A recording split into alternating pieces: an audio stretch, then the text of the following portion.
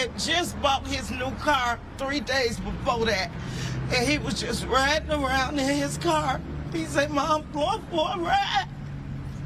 And they killed him. They killed him. Over a seatbelt?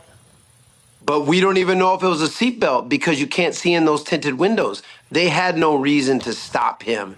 It was a pretextual, racist stop by tactical officers working. And here's the thing, Roland, that's so disturbing. As you know, there's a federal consent decree pending against the city of Chicago. And part of the historical evidence shows these tactical units are terrorizing citizens on the west and south sides. And so it's tragic. And then in the middle, dozens of rounds fired. And then at the end, you see an execution style military shooting of Dexter Reed as he lay dying on the ground next to his car. It's tragic on multiple levels. How many black and brown men? Wait. All right, guys, so take a good look at this title right here, because the title right here tells you everything you need to know about the mainstream liberal media's attempt to basically spark another George Floyd before the election, okay? I mean, I think that the media is desperate. I think that the Democrat Party is desperate to try to recreate the same conditions that happened before the 2020 election that, in my opinion, were not beneficial to Trump. When you look at the race riots and the pandemic, that happening together, I think that definitely hurt Trump. I think Democrats were blaming the pandemic and the race riots on Trump, even though Trump didn't have anything to really do with the pandemic or the people dying from COVID. He didn't have anything to do with the race riots. That was something that Democrats actively encouraged. But regardless, you know, that's neither here nor there. My point is that don't be surprised if things start to get crazy before the election. I think stories like this is kind of what I'm talking about, because we have to ask questions about why are these stories getting attention in the first place, when I personally feel like incidents like this happen quite often, right? And you talk about police having to, unfortunately, take somebody's life. And there are certain stories that tend to get traction and certain stories that don't tend to get traction. And a lot of it has to do with race. And in this situation right here, you have a black man that was shot at 96 times by Chicago police doing what appeared to be a routine traffic stop by the Chicago Police Tactical Unit because allegedly, according to them, the guy, Dexter Reed, was not wearing a seatbelt, okay? And unfortunately, Mr. Dexter Reed did not comply with police officers as they were pulling up to his vehicle, telling him to roll down his window, trying to get him to open his door.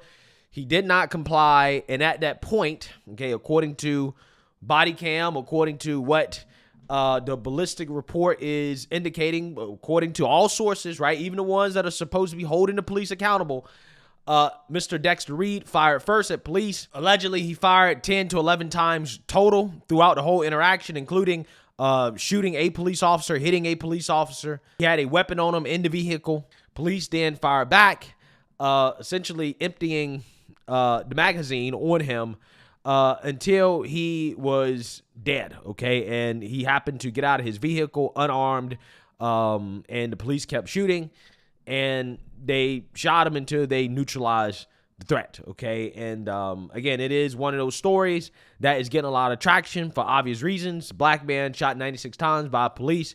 People going to see that headline, they're going to read that headline, they're going to say, oh, this, you know, bad, terrible, you know, we need to demonize police. So I want to talk about it, okay? And I'm going to go ahead and play a CNN clip of the family discussing the story, and I'm also going to play some clips from the incident. However, I'm not going to play the clips of the shootout, okay? Obviously, I'm not going to play clips of the guy getting shot. I'm just going to play enough so you guys can kind of see what happened and then go from there. But before we get into it, we have to have a word from the sponsor of this video, Virtual Shield.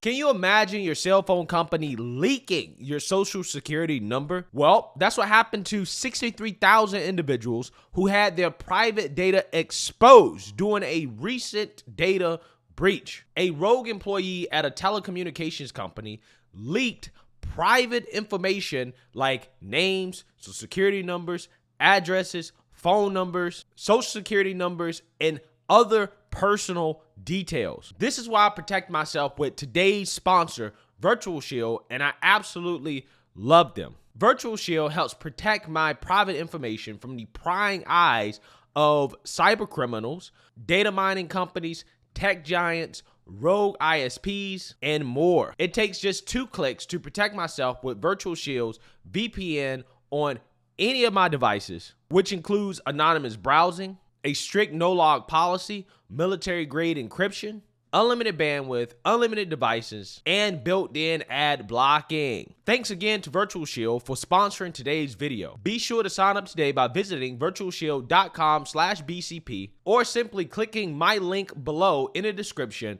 because every sign up gets 67% off and a 60-day risk-free trial.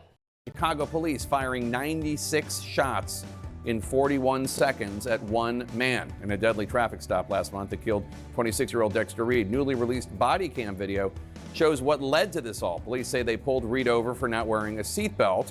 When officers approached his SUV, the situation quickly escalated. CNN's Omar Jimenez spoke exclusively to the family of Dexter Reed and has their reaction to seeing the body camera video that was just released a few hours ago. What was your reaction to seeing that video? It was terrifying. For Dexter Reed's sister, his mother, Oh, Lord Jesus, please help me. and his entire family, what played out on newly released body camera video is nothing but pain. They shot him down like an animal. Why did they shoot him them many times? He's already dead. Why you study shooting him like that? They killed my son and they killed me too. March 21st, 2024. Chicago police are initiating a traffic stop on a driver reportedly for not wearing a seatbelt, according to the Civilian Office of Police Accountability. A traffic stop being conducted by 5 tactical officers. Roll the window down. What are you doing? Roll this one down. Roll that one down too. Hey, don't roll the window up. Don't roll the window up. Okay. Do not roll the window up. Unlock the doors now. The temperature quickly escalates. One officer puts what appears to be his gun on the windshield. Reed then fires first, hitting an officer in the forearm, according to the initial investigation. Then, chaos. Hey! Hey, St. Louis gun! Shots fired! Shots fired!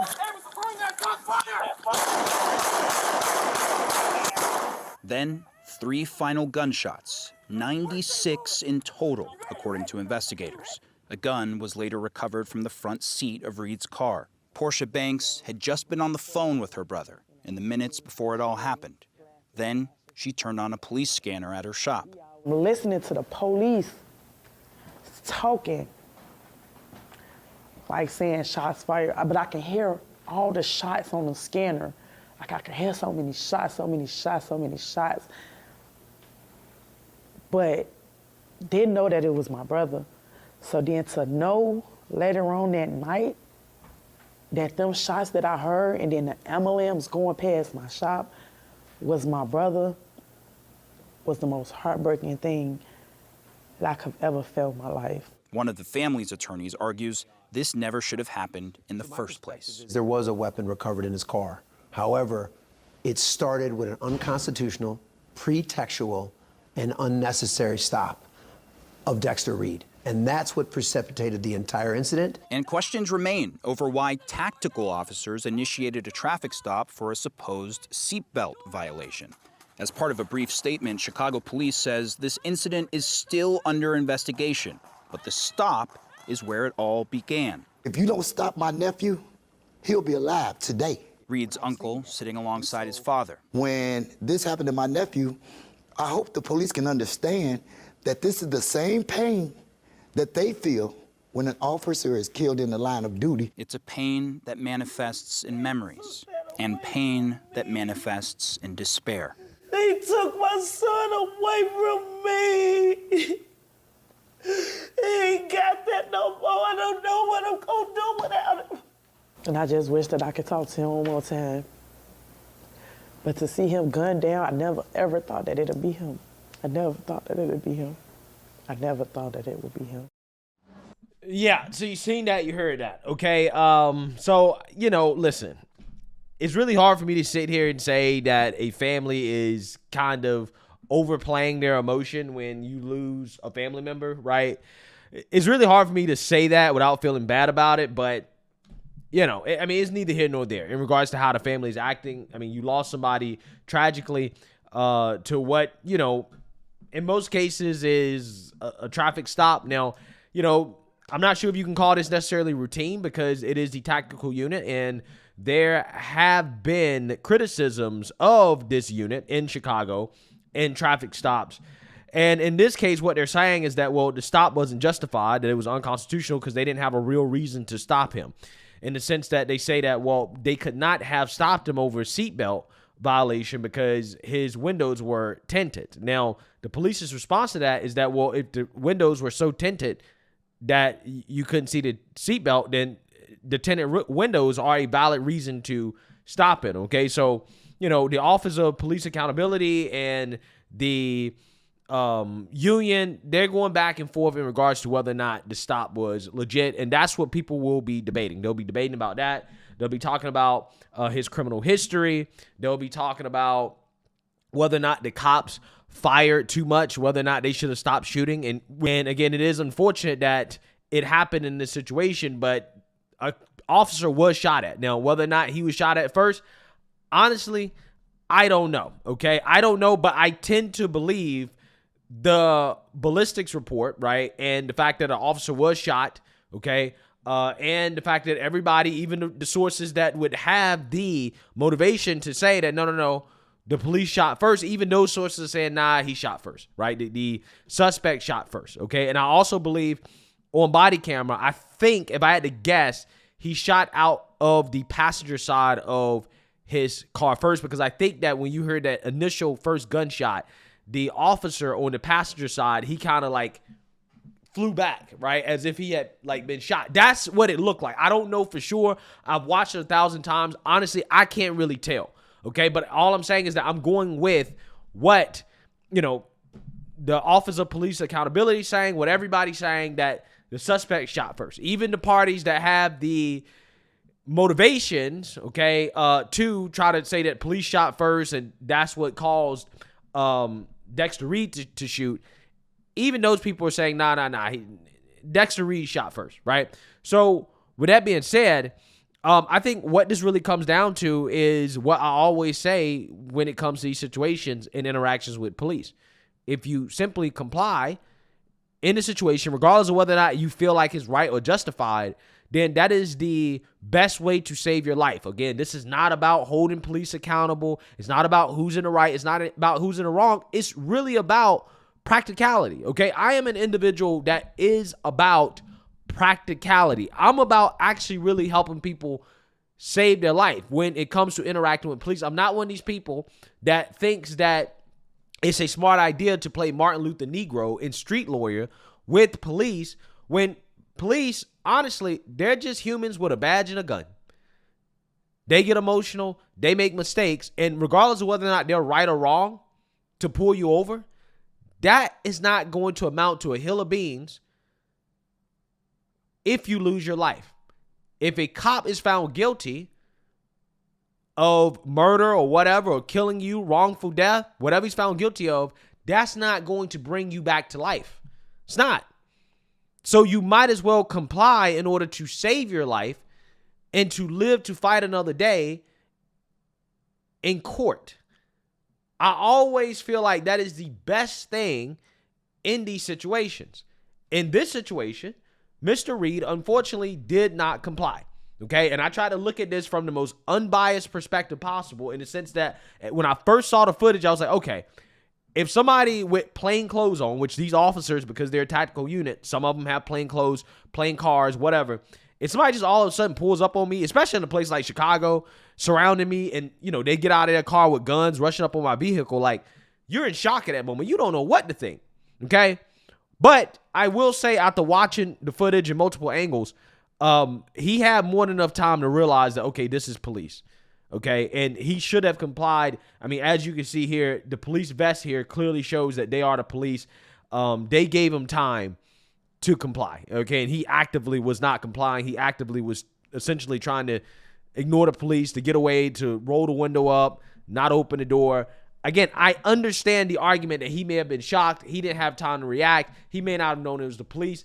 I just don't think that it really holds up when you watch the body cam footage and the fact that, hey, at the end of the day, these people clearly and obviously were police. But I do understand that argument. I am sympathetic to that argument. I just don't think it's enough to excuse the fact that he didn't comply. And that is the main reason that he lost his life. Because, again, I'm not going to sit here and get into this conversation about whether or not they should have pulled him over, whether or not they should not have pulled him over. Because there's definitely more to this story than what we're being told, okay? Apparently, this guy was seen with a weapon at a festival 2 weeks ago. So it could very well be that he was wanted, okay? And these plainclothes officers knew who he was, okay? They knew that he could possibly be dangerous based off his past history, okay? That comes into play. The way they kind of cornered him, the way that this was all conducted leads me to believe that this wasn't random, right? This wasn't some random stop they were conducting. They were targeting him for a reason because they suspected that he could be dangerous, and he may be somebody that they were looking to arrest for whatever reason, okay? The story definitely is deeper than just, oh, well, it was because of the seatbelt thing. There's more to it, okay? And I think his history when it comes to some of these weapons violations, it probably plays into that, which could be a part of the reason why this guy felt the need to shoot at police officers, because he probably knew that he was going to jail, okay? That there was a high likelihood that he would end up in jail because of what he had done in the past, okay? So to me personally, that's something that will be worked out, but I think that cops will make these mistakes, and you got to understand, again, they're humans with badges and guns. If they do make a mistake like this, you got to comply, right? You need to make sure that you're complying in order to decrease the risk of you losing your life during a situation like this. It's really that simple. And I think that every other conversation outside of that is really just noise, okay? There are some people that are going to boohoo, whine, and cry racism, which will be interesting because it seems to me that these officers were made up of a diverse group of individuals, okay? As you can see here, we got an officer that looks like he has a white hand, right? This might be a white person, might be a white woman, okay? It sounds like there was a woman there. I mean, there was a black person there. There was definitely a Latino person there. This was a diverse rainbow, right? This is what they say that you need in policing, diversity. Turns out diversity didn't prevent this from happening, right? Turns out when you're a police officer, you're a police officer. Regardless of whether or not you're black, brown, man, woman, or whatever, these are the type of situations that you're going to face, and stuff like this is going to happen. So I'm not saying that if the police were wrong in regards to their reasoning for pulling him over, I'm not saying they shouldn't be held accountable if they pulled him over for a reason that was unconstitutional. But what I'm saying is that in that situation, regardless of the cops and their reason for pulling him over and whether or not it's right or wrong, I think that the best takeaway from this is that in situations like this is why you got to comply. When you don't comply, you increase the chances of stuff like this happening.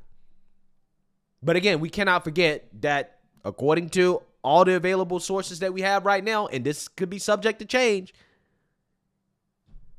Mr. Dexter Reed not only did not comply, but he shot at the officers first. And when you shoot at the police, you basically sign up for a Darwin Award. That's what happens, right? If you shoot at police first, you sign up for an award. Now, again, that is my stance until proven differently, that the officers fired first, but I personally don't think that that information is going to come out to support evidence that Mr. Reed, did not fire first. I don't think that's going to come out.